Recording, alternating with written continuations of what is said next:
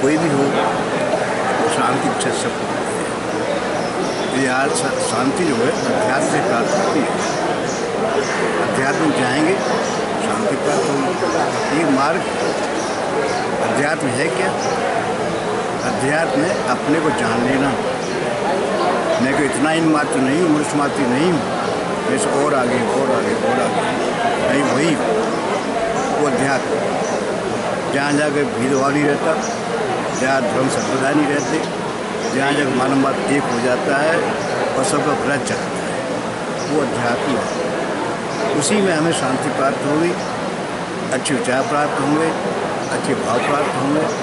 अतः आज बहुत आवश्यकता है कि अध्यात्म की भी उसी अवस्था में जाए किसी लोगों की सहायता करें। हमारे को है अध्यात्म इतना स्वयं करने का प्रयास किया कि पढ़ा लिखा भी, बिना पढ़ा भी, किसी धर्म का, किसी जाति का इसमें बैठ सकता है।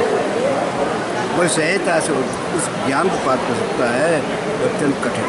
वो शांति प्राप्त कर सकता है, वो संसार असंभव से मालूम पड़ती है, वो शांति से बैठे प्राप्त करता है।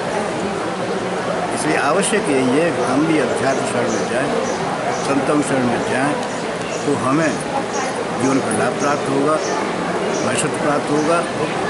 यही हमारा संदेश है, यही यहाँ पर हुआ है। उसका एक प्रैक्टिकल स्वरूप यहाँ होगा, कैसे ध्यान करें, कैसे ज्ञान प्राप्त हो, कैसे शांति में जाएँ। प्रोग्राम मेनली मेडिटेशन पे डिस्कोर्स था और मेडिटेशन एक ऐसी पद्धति है कि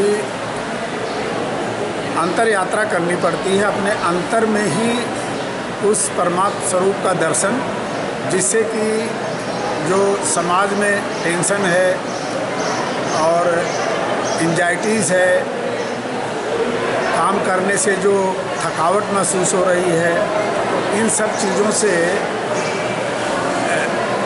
निजात पाने के लिए ध्यान ही एक ऐसी